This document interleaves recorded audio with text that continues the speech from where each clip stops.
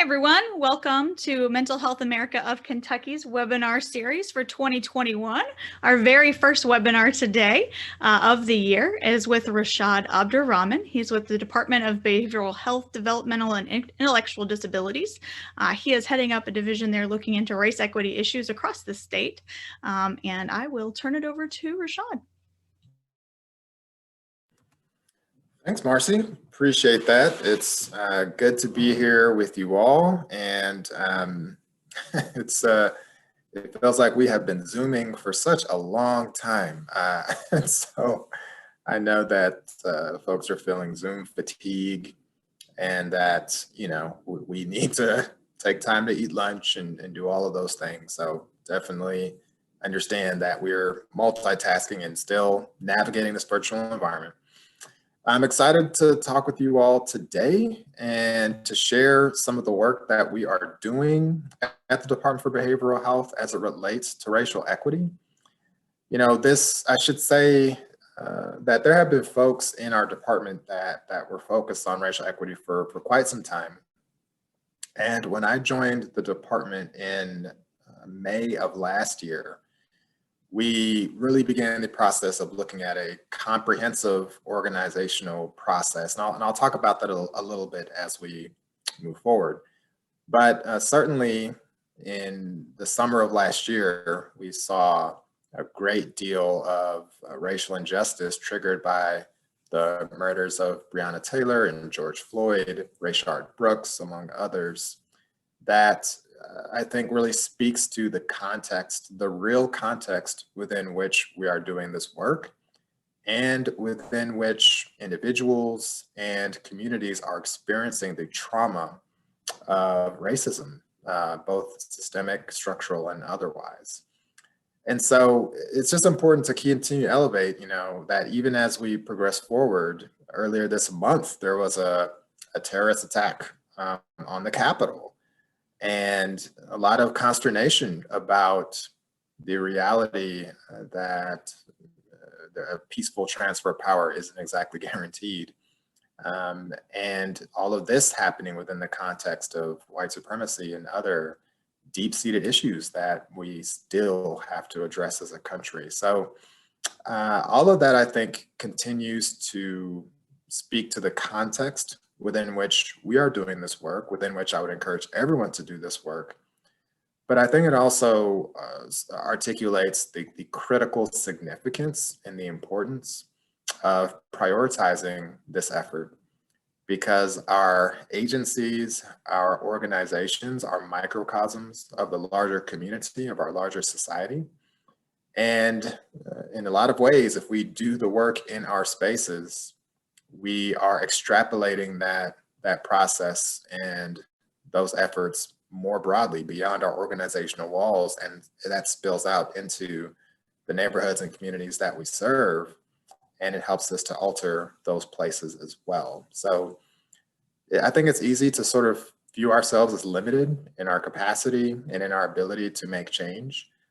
But if we're able to think about ourselves as part of that much larger organism, we can see that the changes we make, even at a granular level, have incredibly important ramifications for the much bigger picture, because all of us collectively compose the bigger picture. And even if we were just to look at the individuals or the organizations represented on this call, how many individuals, families, groups, and communities would be represented even if we just looked at that. So all that to say that the context matters, but we also are in a position to alter and impact that context. So I'm going to share a few things with you all. I'm going to go ahead and pull up the PowerPoint. And certainly, and Marcy did a great job of introducing myself. I am at the Department of Behavioral Health, Developmental, and Intellectual Disabilities, and I serve as an executive advisor there. And I love the department. I love the work I get to do. Commissioner Wendy Morris is a phenomenal leader and continues to create a lot of urgency and space for us to continue pushing this work forward. So I'm grateful for all of that. But I wanted to couch our conversation in a few things, and hopefully we'll have an opportunity to cover these areas. And Marcy, if I want to make sure I stick to our time parameters as well. I'm assuming I have about 60 minutes. Yeah. Yep. And then we can run over if we need to. Okay, cool. So I want to make sure I leave a little bit of time for any questions that folks might have as well. So a little bit ambitious, but I think we can get there. We want to really kind of share some concepts, talk about a few terms, really clarify what it means to pursue racial equity in our work. And then I do want to talk some about how the Department for Behavioral Health, Developmental, and Intellectual Disabilities is structuring our efforts around racial equity, and touch base about racial trauma and some next steps. So the first piece, as we get into normalizing terms, I just want to encourage folks that we have heard a lot of terms, a lot of language that focuses on things like race or racism or structural racism or racial equity or equality or diversity. And we all probably have some different definitions of what those things mean. So one of the first steps, one of the early steps in doing this work is to get on the same page around terms and concepts. So I want to do a little bit of that with you all, and in recognition that some of these terms and ideas have changed over time. For example, for a long time, we thought about things like cultural competence as being a really important way to think about engaging with racially diverse populations.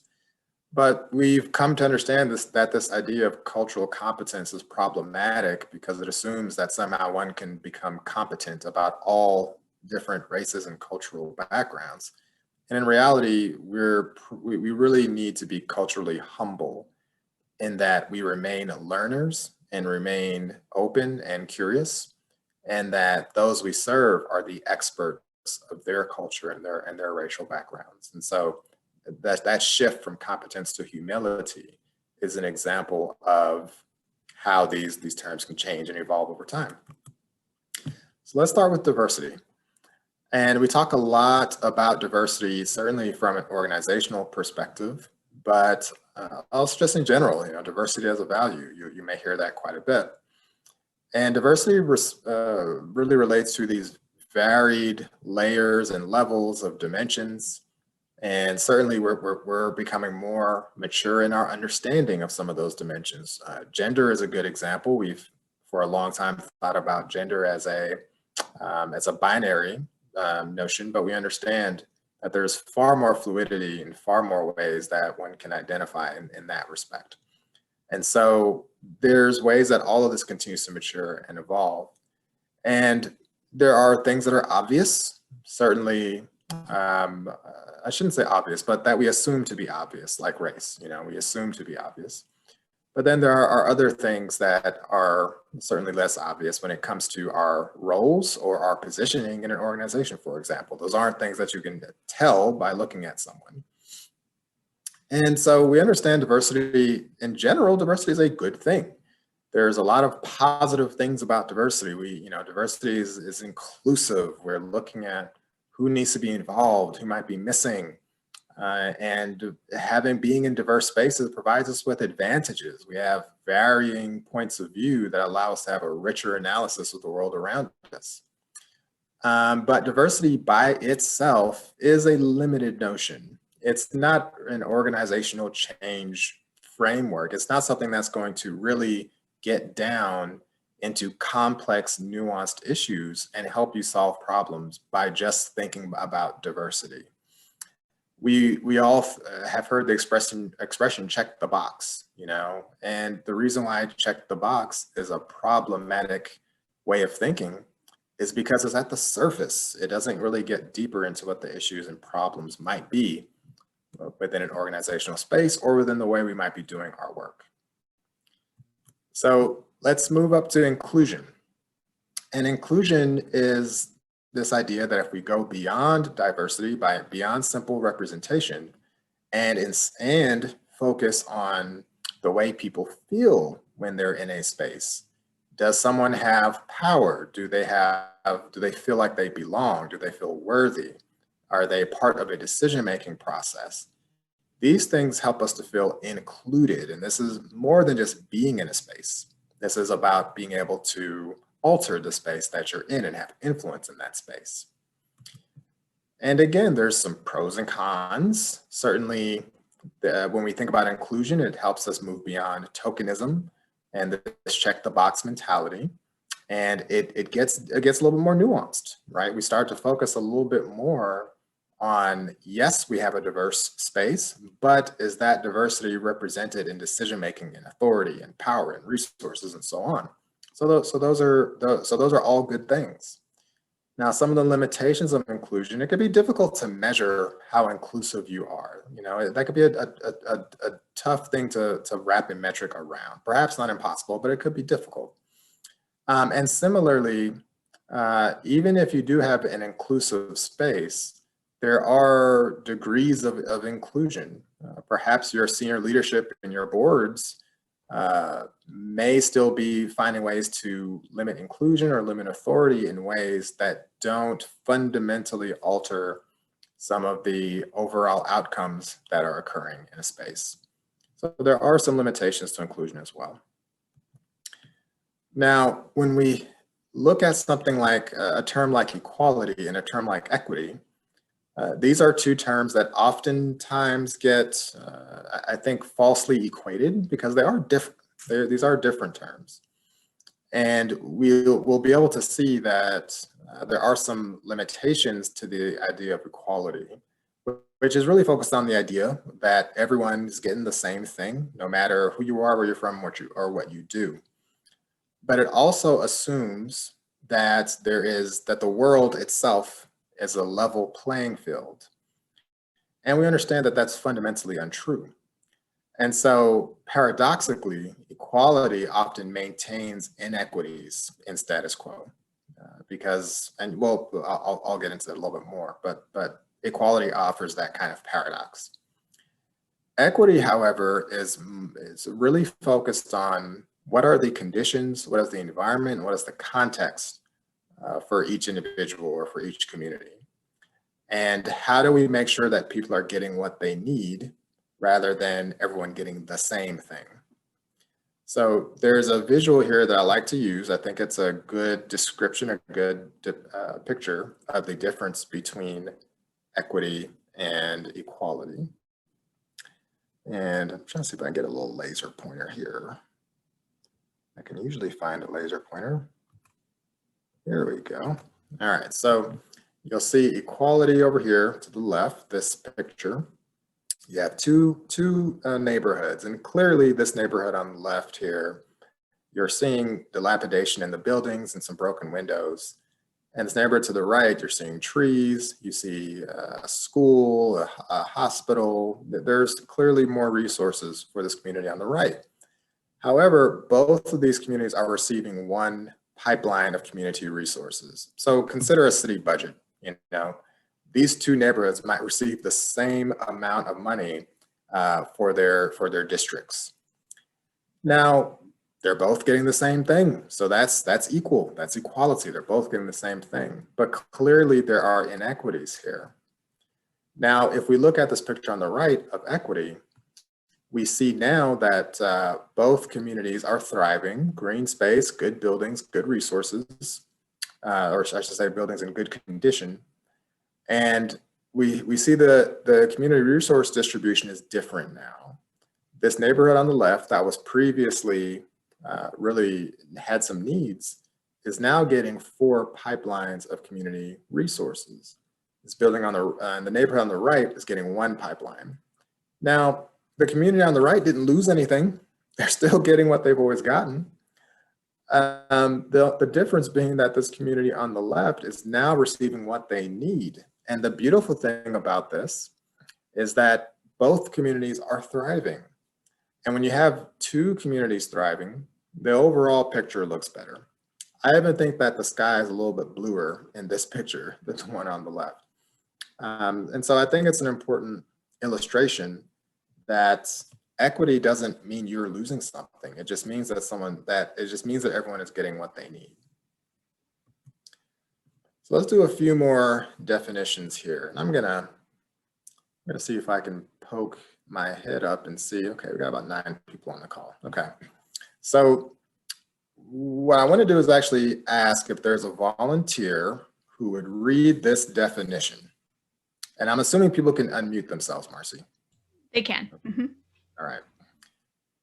So is there a volunteer who would like to read this definition of race? Sure, I can do it. Race, an arbitrary classification of modern humans. There are no distinct biological or genetic categories based on race. Race is a belief or doctrine that there are certain inherent differences between people. Different races create and reinforce unequal relationships between social groups, represented by the privilege across access to power and resources to one group over another. Thanks, Mary. I'm wondering, out of this definition, is there a sentence or an expression that really stands out to you? Well, the arbitrary classification of modern humans. I think traditionally we think of it as a biological difference, distinct biological difference, and this is more of a societal reflection. Thank you so much. Beautifully said. That this idea of race, it is important. If you hear nothing, nothing else I say here is remembered, remember this: race is arbitrary. It's, as Mary said, it's been developed socially. There's no biology that's associated with race. There's no genetics associated with race. There's no chemistry associated. There is no scientific basis for the idea of race. It is simply something that we've socially decided to exist. All right, that's a really important piece as we think about the definition of race. Okay, let's go to the next definition. Racism. Can I get another volunteer to read the definition of racism?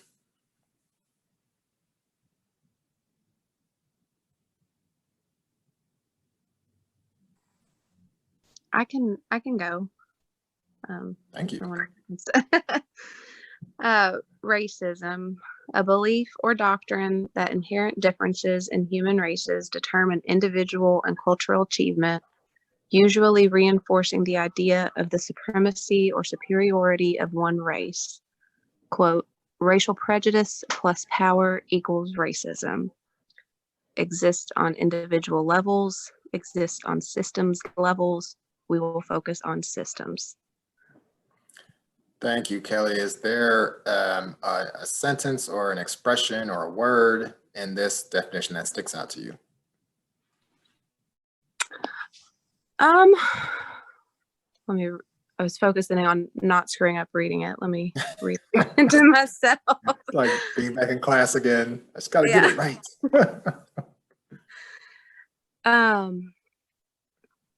Usually reinforcing the idea of supremacy or superiority of one race. That basic math in quotations there at the end, racial prejudice plus power equals racism. Those sorts of breakdowns, I feel like are can be more moving. I don't know, people relate when it's simple. We're short fused attention span people, and when you can put it so plainly in a mathematic equation like that, it really makes people maybe think and or get it quicker. I appreciate that. Thank you. And you stated it wonderfully that this is the insidiousness of what we're talking about here. Mary just made it clear that this is an arbitrary classification. We made it up. And now what Kelly is teaching us is that this arbitrary thing, this made up thing, is used to determine who should achieve, who should be supreme, who should be superior, who should have power. This is the insidiousness of racism. And this equation, racial prejudice plus power, is important. Now, it's important for A lot of reasons. I'll say two. We all have racial prejudice. Let's be clear about that. All of us make predeterminations based on the color or the perceived color of someone's skin. We're hardwired to do it. I'm sorry. At a very young age, we become hardwired to do it because of our context, because of our environment. And we all do it subconsciously. And this is manifested through things like the implicit associations test. Now, this combination of racial prejudice plus power, the kind of power we're talking about here is the kind of power that operates at population, historic sort of intercontinental levels. So when we talk about things like policy, like the redlining policy that concentrated housing and wealth into the hands of white families versus the hands of Black, brown, and indigenous families. Or when we think about representation in our political systems and structures over the past, well, since 1776, if we can go back there. As we think about the kind of colonialism that has in many ways shaped the globe, this is the kind of power that we're referencing in this sort of definition here. Okay. Oh, and certainly we can talk about individual prejudice. We could talk about individual racism. But it's really helpful for us to focus on what is happening in our systems, what is happening in our structures. How are we thinking about policy and practice as it relates to the kind of changes that we can implement? Okay, volunteer for structural racism definition. We're on a roll.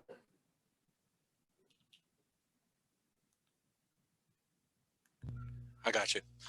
Structural racism, institutional factors that produce and maintain racial inequities in America today. A study of structural racism identifies aspects of our history and culture that have allowed the privileges associated with whiteness and the disadvantages associated with the color to endure and adapt within the society. Structural racism in public and private policies and organizations enables and reinforces inequitable outcomes based on race. Thank you, William. Is there a phrase, a sentence, or a word that stands out here to you? I would say that the fact that they're produced and maintained.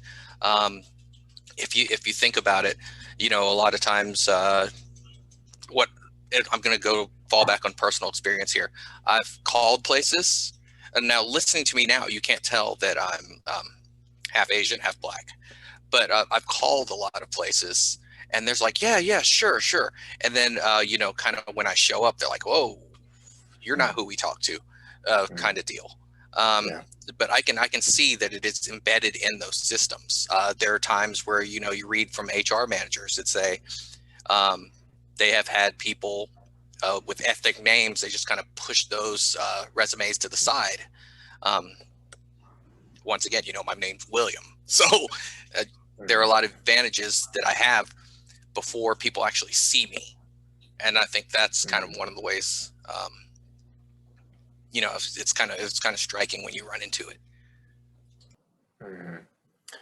No, thank you, William. And as you've so eloquently put, you know, you're really articulating in a personal way, and I appreciate you sharing those stories. You're articulating in a personal way these privileges associated with someone's conception of you, and then the potential disadvantages and challenges when someone sees you and makes an association that you might be a person of color. And so no, I appreciate that. Thank you. You've really said it. I said it all here. And what's important, one of the important things about this progression, as we talked about race is made up, and as we talk about how this made up idea reinforces ideas of supremacy and superiority and power, it takes that power to then sustain much of what William is talking about here. It takes power to sustain these advantages and these disadvantages throughout society. And that's a lot of power if you can sustain advantage and disadvantage through societies. Okay, one more person for racial equity.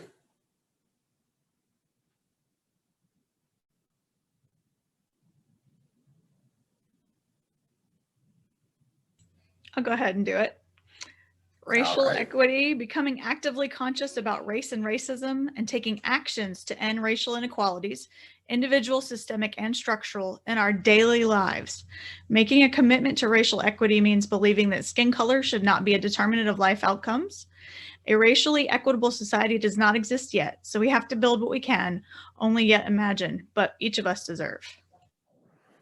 Thank you, Marcy. Anything that stands out in that definition to you? I love the call to action to build it. I think that is why we have you here. And so I appreciate that. This, it doesn't exist. And recognizing that piece is hard for some people, but I think knowing that it doesn't exist and that we got to keep pushing forward and forward movement is important. Thank you. Thank you. Yes, you've said it wonderfully. And it is a call to action. It is to say that we have to be thinking about this and acting on this and integrating these ideas into our daily work and into our daily social spaces and so on. So it is absolutely a call to action. And I like that it's daily because, we can screw up, right? But we can begin again the next day. And I think that's important too. Yeah, there's no perfection here. There's no perfection here at all. And a couple of examples here as we continue to think about this idea of being active versus being passive. And I appreciate Marcy really couching it in this language of a call to action, because we're really talking about what we're going to do and how we're going to be. And so I won't spend a whole lot of time here because I want to make sure I get to some of these action pieces that are really important. But I will just say that as you look at this quadrant, you'll see top left, active racism, bottom left, passive racism, top right, active racial equity, bottom right, passive racial equity. And just consider, particularly as we look at the left side, active racism tends to be sort of the tip of the iceberg. You see somebody in the KKK, or you see somebody perhaps attacking the United States Capitol, and you're like, wow, that is really problematic. These are so obvious and so terrible. I would also suggest that as you look at passive racism, that's probably the iceberg underneath the water.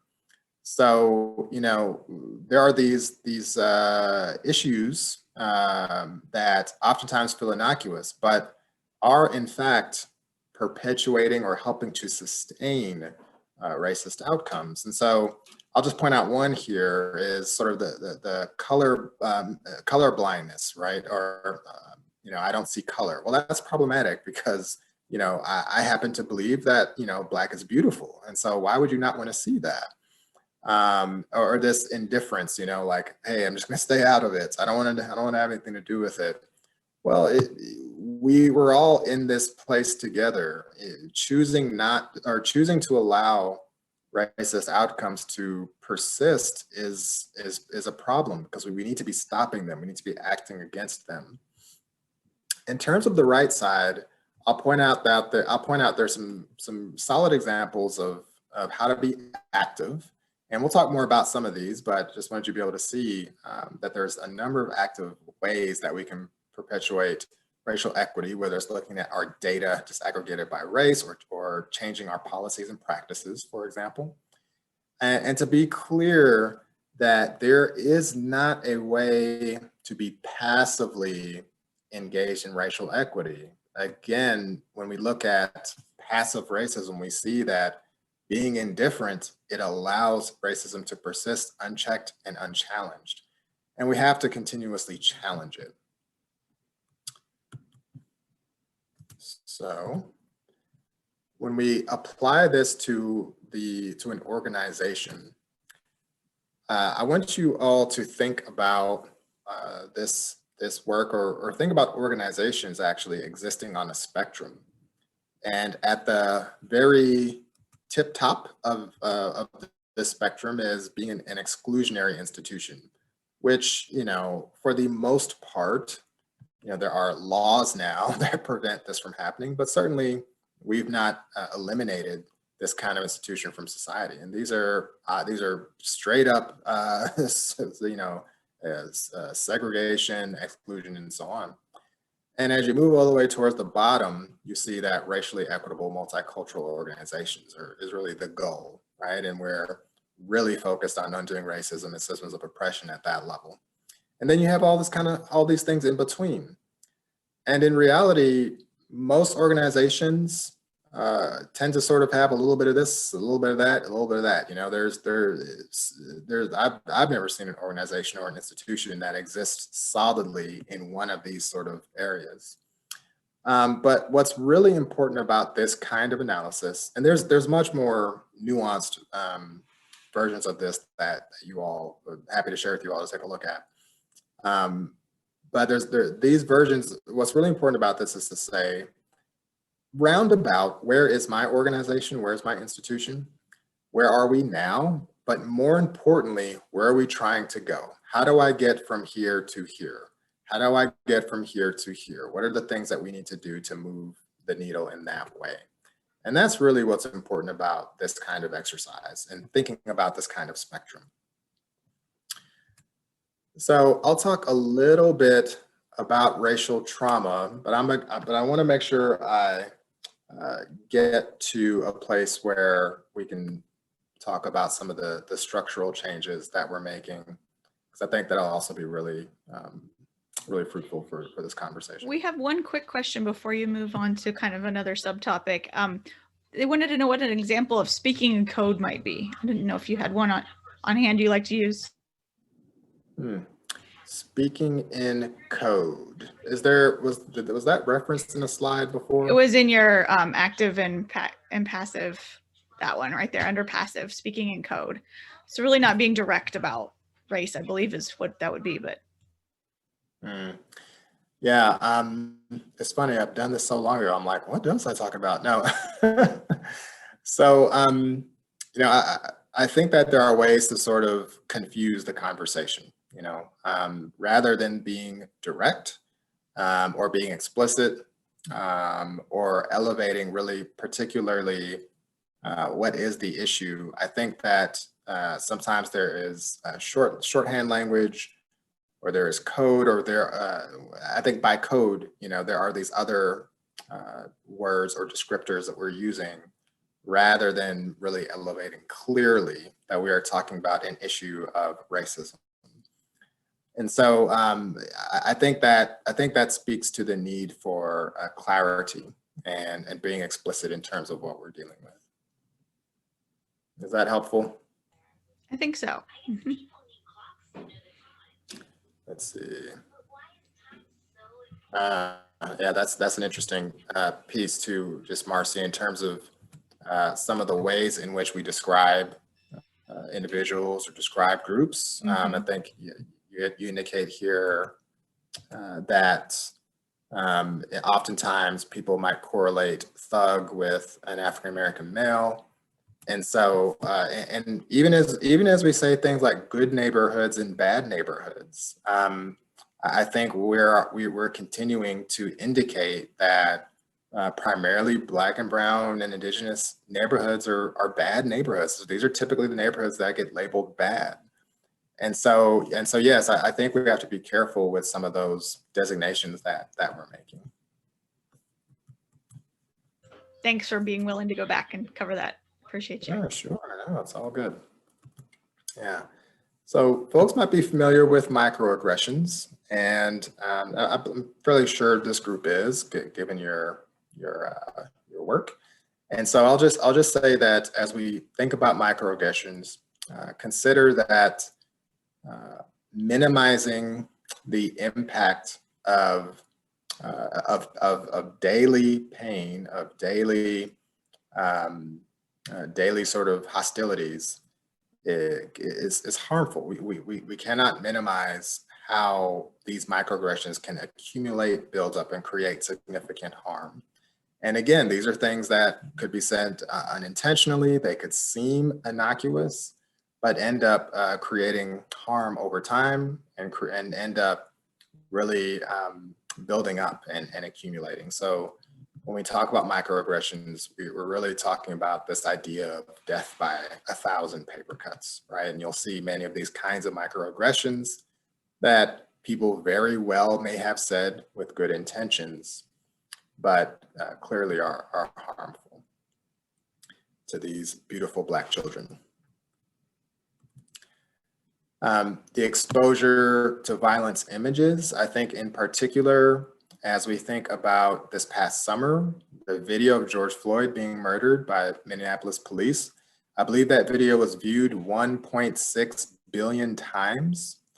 And so that repeated exposure to seeing someone who you identify with, who looks like you, being murdered or abused in a way that is less than human is another form of racial trauma. Community violence, again, when we have these conversations about good neighborhoods and bad neighborhoods, but certainly it is true that in some very small geographic areas that there are high concentrations of gun violence, and that exposure to gun violence or other forms of violence can also be very traumatic for children and individuals and families. And that's not because that only all the bad people, quote unquote bad people, live in these neighborhoods, but that has a lot to do with the kind of policies and systems and structures that have created a lack of options and a lack of resources in many communities. This is exemplified by this idea of life expectancy. We see here that, and this is an example of Louisville. I don't know if everybody here is from Louisville, but as we look at Louisville, you'll see that life expectancy varies significantly based on where you live. There's about a 12-year difference simply based on the zip code you're born in. And certainly these differences are predictable by race, unfortunately. And we see in this sort of light beige areas, these are predominantly Black neighborhoods. So there's this Shawnee Park, or talking about Russell, Portland, California, and so on in this area. These are the name of the neighborhoods in this area. And as you go into the darker green areas, these are much wealthier, much more affluent, primarily white neighborhoods. And so we see this level of health disparity in Louisville, which is traditionally viewed as a very progressive city in Kentucky, but is also incredibly segregated. There is historical trauma, particularly if we could talk about 1619 to 2021, and we understand that multi-generational experiences of trauma as it relates to the kind of abuses and inhumanity experienced by Black, Brown, and Indigenous and immigrant families is experienced here. And this is actually an important piece that I wanted to elevate, in particular as we think about what the impact of that level of historical trauma and lifetime trauma can be. So there's two concepts really quickly that might be helpful. One is weathering, the other is allostatic load. And weathering is weathering is the impact of stress on aging you at a cellular level. So the more stress you experience as a human being, the more weathered you become. And allostatic load is how we measure that stress. And again, you can measure that at a cellular level. Now, what we find is that when we compare white women to Black women and look at their allostatic load, which is the measure of stress on their bodies over time, we see that even at the same ages, that Black women have more stress than white women. So even if you look at 18 to 24 years, you see white women have a 1.15 allostatic load score, and that Black women have a 1.75 allostatic load score. 25 to 30 34, you see that, that differential and so on. And what's important is that, you know, the allostatic load score is associated with health, well-being, and life expectancy. And so it isn't that we're just talking about race and racism and racial equity because it feels good and because it's the right thing to do. But we're talking about it because it's life and death. There is literally a life and death difference between those of us who experience intergenerational and lifetime forms of racial oppression and discrimination. So this is an issue that is far more than academic. I am going to, one, I want to encourage everyone to familiarize with with some of these different assessments around our analysis around ACEs. And, you know, the traditional ACEs pyramid or ACEs model doesn't capture much of what we're discussing. And so you'll see that pyramid on the left is more of the traditional ACEs framing. And on the right, we see a much more complex and nuanced conversation about adverse experiences as it relates to some of those experiences.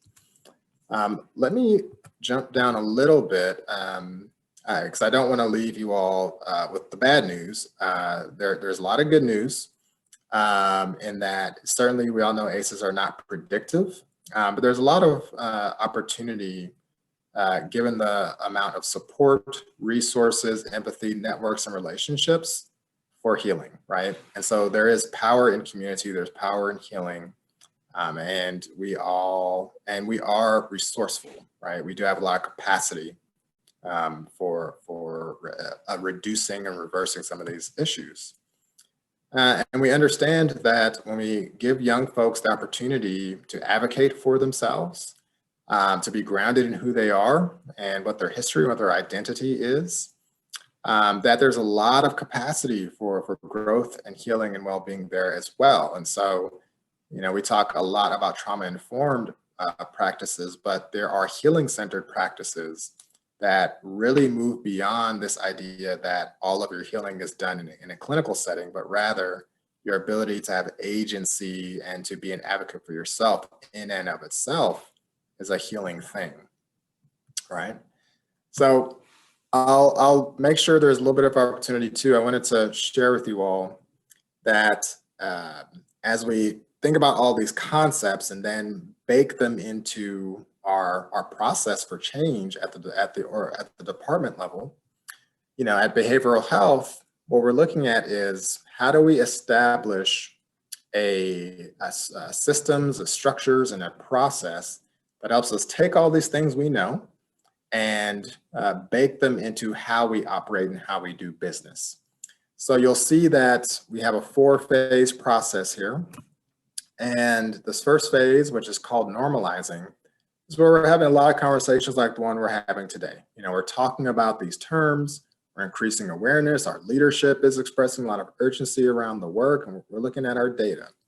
We're creating an environment where this kind of work and this kind of a discussion is perfectly normal and perfectly expected. Secondly, we're organizing, which is where we're really creating capacity and skill so that we have individuals and leaders within our organization who can move us forward. So we're training, we're learning, we are setting up some structure, and we're looking at our partners who can help us really be accountable to doing the kind of work we said we're going to do. This third phase, operationalizing, this is where the rubber hits the road. This is where we're essentially establishing our goals, where we're putting in place plans for racial equity. We are using things like racial equity tools to guide our decision-making in ways that center racial equity and so on, and focusing on accountability. We've got to have accountability in this work, and we have to be able to make sure that if we're set a goal, that we're doing everything in our power to achieve those goals. And then evaluation as the fourth phase. You know, we're really looking at making sure that our efforts are doing the things that we said they're going to do, and that we're doing our work in a way that has high fidelity, and so on. you'll see that these phases are sequential. So you normalize, then you organize, then you operationalize, then you evaluate. But they're also overlapping. So we never stop doing any of these things. All of these are ongoing efforts and mutually reinforcing efforts. That's our high level theory of change. So that's how we figure we're going to move the ball, move the needle in our behavioral health structure. We also set up a team processes. So I mentioned that we're creating capacity, and this is what our capacity is really looking like. We are looking at each of our specific areas. You'll see behavioral health, finance, and so on, developmental and intellectual disabilities. And we're really looking at all these key functional areas where we do work. Core is the Kentucky Opioid Response Effort. And we're making sure that each of these areas, there's a leader, an individual who is coordinating in that particular place, plus a person who is building a team around them in that area that's going to help do the work. And all of the leads connect, we get together and talk about the work happening across our departments and collectively build out our strategy, collectively build out our comprehensive action plan for the department. And that's the kind of structure that we've created to ensure that we are creating space and opportunity to center racial equity in our behavioral health system. There was another thing I was going to show y'all, but that's okay. So the other piece is how we make sure that our leaders have the tools they need. So we wanted to make sure our supervisors and managers have the words, have the tools, have a script, and have resources so that they can hold these conversations and make space, offer grace, and so on. And we wanted to make sure folks have tools like this, right? When we talk about being being active, as Marcy said, the call to action around racial equity, we wanted to provide tools like this that say, hey, there's a number of different ways that on a professional and personal level, you can be an advocate for racial equity. Whether that's, being vocal and verbal about the work that we need to do, whether that's looking at the kind of resources that are available in your organization or personally to support racially equitable efforts, and the kind of spaces that we find ourselves in. And I know that gets a little bit complicated with COVID. Certainly when we have opportunities to be in spaces and to stand up for racial equity, that we're there. And you'll see there's 13 different actions here that a person can take as they promote racial equity in their own spaces. I wanted to make sure you all have some resources here, and I'm going to send Marcy this PowerPoint so that you've got all of these good things, but I want to make sure you have some additional items that you can read and learn about and watch some videos and articles and all kinds of good stuff there, some great websites, as well as some tools, right? What are some tools and resources that people can use and put into place? And I want to encourage folks, think about things not that you can do, yes, things you could do next month, things you could do next week, things you could do tomorrow, things you could do in the next hour, right? There are a lot of, the beauty of this work is that no thing is too small, and we can all do something now. So with that, I will, let's see, I'm going to stop the screen here. Marcy, I will send you that PowerPoint to share with folks who are on the call or watching the recording. And I'll pause and in case there's questions or conversation that folks want to have. I have a question. Is when we implement these changes, we're trying to change a system that's been around for generations. So we're going to meet a lot of resistance, and there are going to be terms thrown out like this is just another word for what do you call it? Affirmative action. How do you suggest that we kind of answer that question right there? Mm-hmm. Yeah, there is resistance should be expected. In particular, I think that when you look at a lot of the literature around organizational change and embedding racial equity into organizations, part of the way in which these efforts get challenged is by this desire, this natural sort of function to maintain status quo, which we know is deeply inequitable. And so absolutely, right? And I think part of the work is trying to proactively identify what do some of those, what might some of those challenges look like, and how do we sort of proactively nip them in the bud?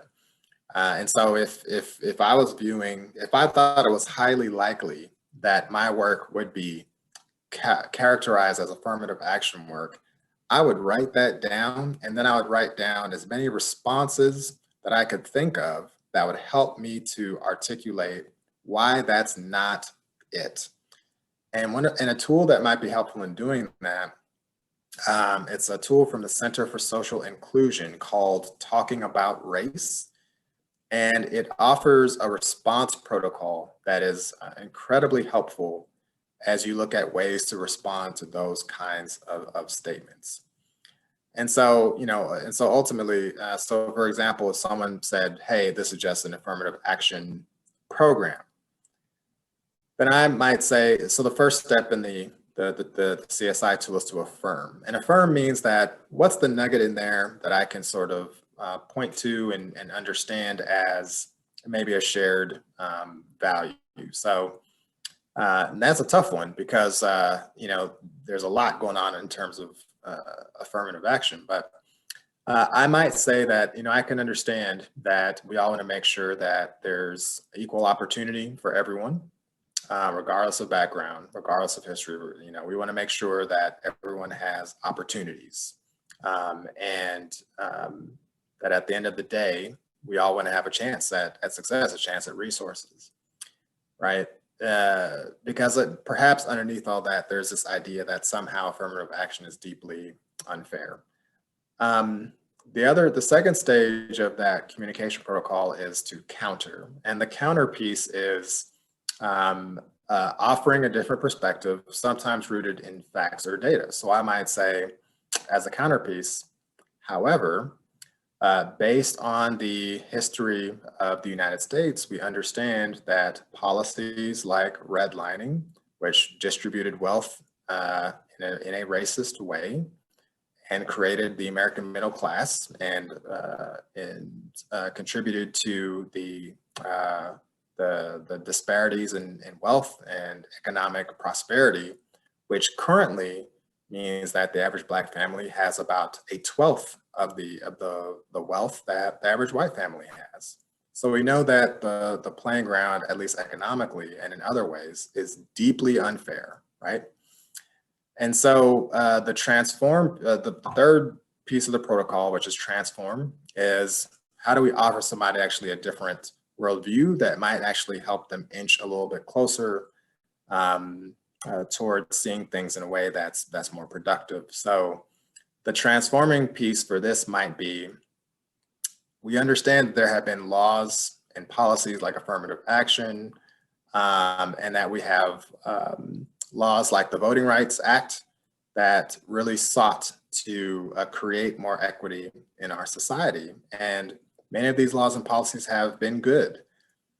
We know that there's still work to be done. So what we want to do is create space for everyone, folks who have questions, people who have thoughts or concerns. We want to make sure that everybody sees themselves in this work and finds opportunities to be part of these solutions. So I want you, person, to be part of this and to work with us so that we can figure out some solutions. So that might be one way to respond to that kind of issue using that sort of protocol. But there are many other ways, right? And depending on who's asking the question or making the statement, you may refine some of that. Awesome, thank you. Sure. So a question came in from Kelly. She's unable to unmute right now. She wanted to know, is there a good landing page on the cabinet webpage or social media somewhere that we can bookmark to keep up to date with any reports, events, or resources coming out of DBHDID? So we are currently working on that. If you all have not noticed, the state government websites can sometimes not be the best. And so we're working with our teams, our communication teams, on updating those. We're hopeful actually that fairly soon there will be a link and a landing page for resources and other things of that nature. So so keep your eyes out. We're working on it, and hopefully we'll get there sooner than later.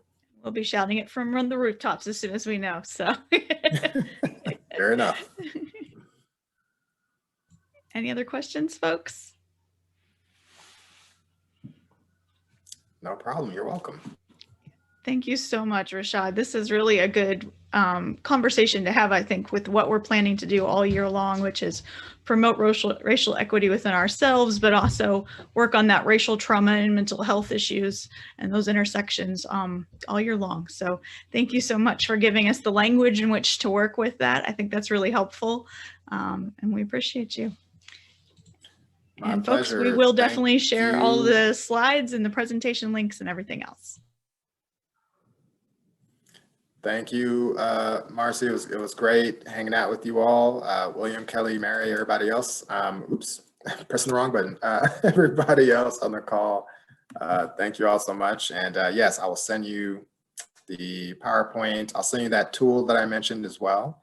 And yeah, happy to keep you in the loop on stuff that we're doing. Thank you so much. Again, have a great day, everyone. I'm going to go ahead and stop the recording.